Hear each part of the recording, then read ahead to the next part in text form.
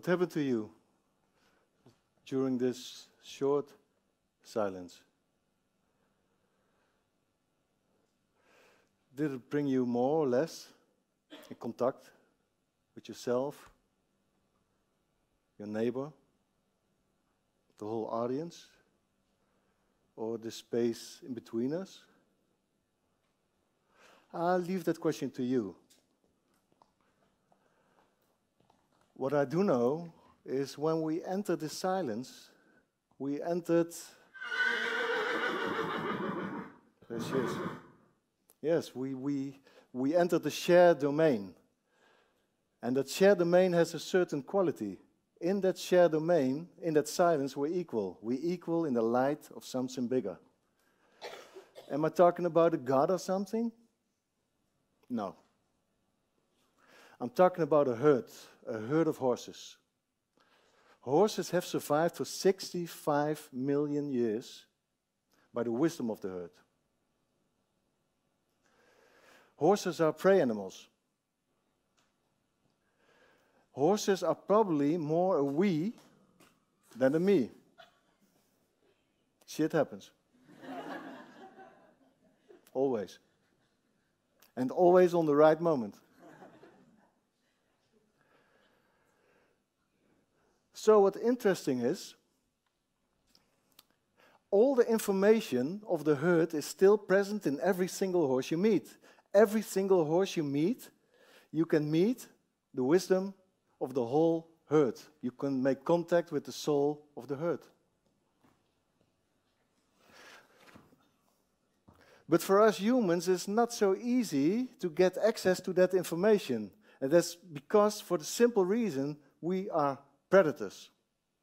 We are predators because we think in lines, they move in circles. We think in goals, in focus. For her, movement in itself is the most essence element. For us, dependency is something we have at least an ambivalent emotion about. For her, dependency is a blessing.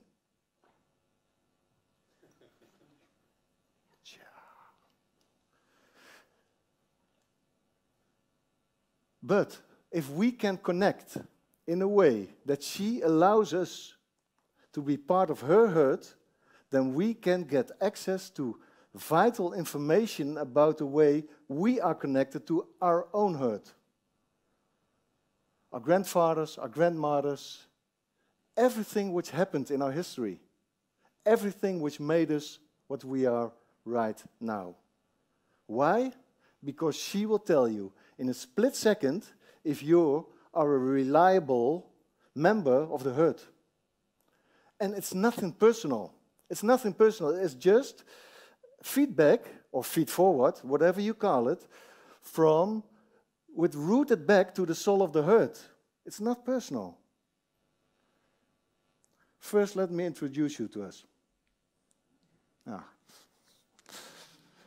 This is Kalian. She's my leading mare. It touches me when she makes contact in this way. She's 31 years old.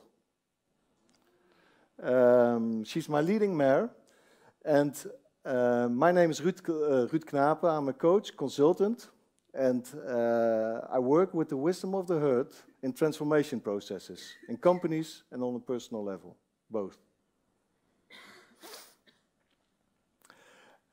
When I bought her, when I met her, she was given up for dressage because she cannot bend because of her back problems.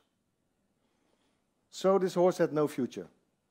And I was a savior at the time. I looked at her and I thought, I'm going to save you. But in fact, she saved me.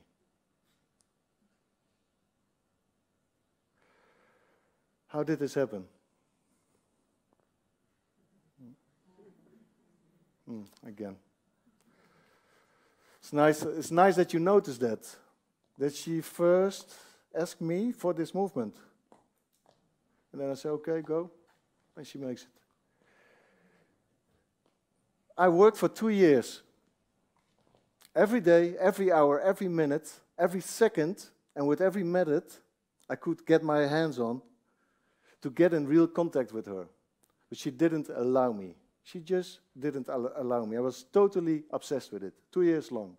Till one morning, one Saturday morning, she was standing in a paddock in the corner, and the session ended the same as all the sessions before. Kalian standing in the corner, her back towards me, stiff, no options to move. And I was waiting in the middle, waiting for something to happen. But she could not escape. There was so much pressure. And this morning, the same thing happened. But I saw something different. And I couldn't look at it anymore. And I remember I turned around.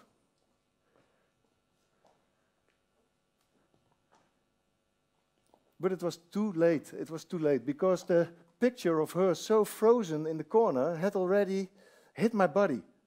It just hit my body, and my head became dizzy, my legs became heavy, and there was this unknown pain which flowed through my body, and it must have been there for a very, very long time.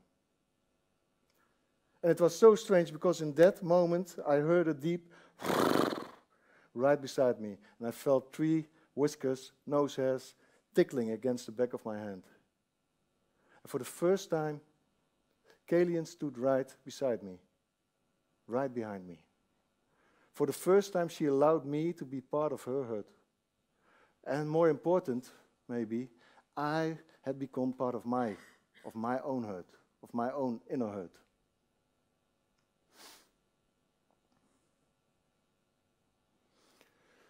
Mirren, I want you to ask you to take Kalian with you. This is my daughter. Thank you very much.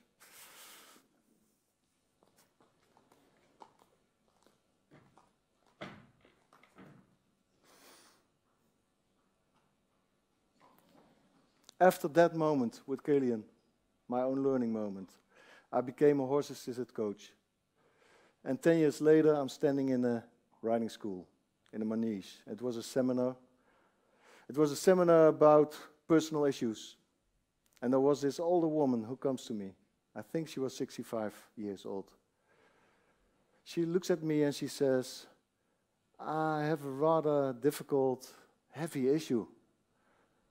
And you know, I don't want to talk about it. But maybe I can look at it. Can you help me? I said yes, but I didn't know how. And we started this seminar, I remember, and there was a guy who went into the paddock, but the horse couldn't connect to the guy because it was already connected to that woman.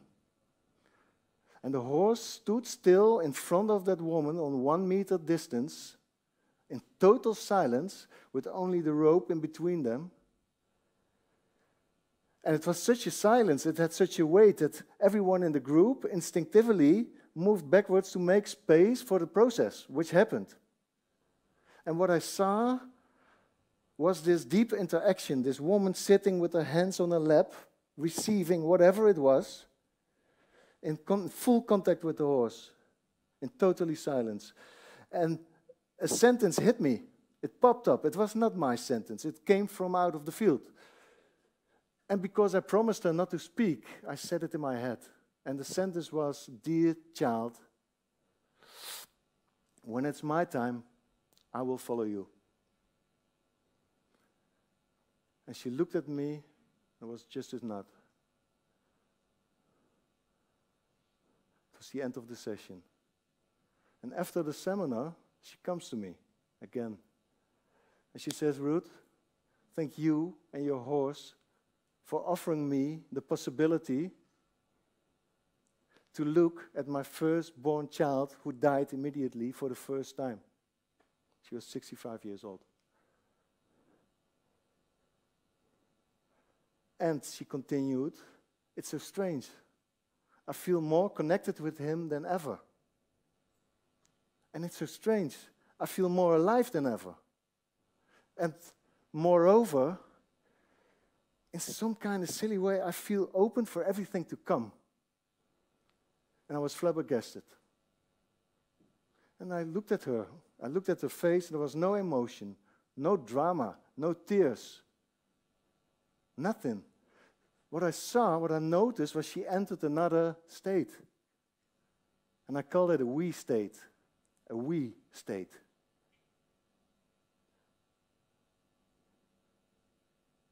For her, it was the first time in her life she looked at this very dramatic event. For a mother, it's dramatic when you lose your child.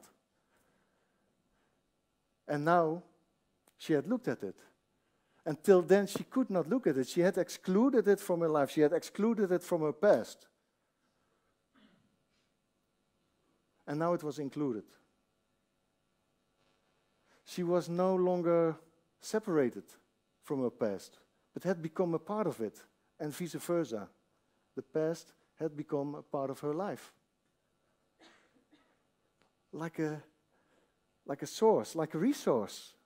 And it's strange to say about such an event. That is what horses do. This is what horses do. And to be honest, I don't understand how it works. Yes, there is scientific research. Search for it on Google. But I don't understand. But I see it happen. What I see happen is that they offer us a we state. And in that we state, we in some kind of way are very gently open for everything reality gives us and has given us.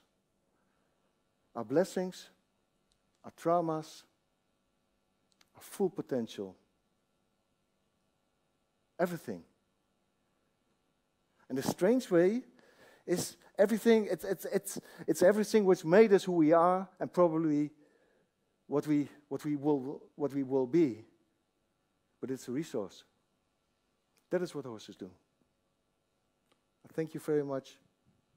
This was what I wanted to share with you, with and without Kalian.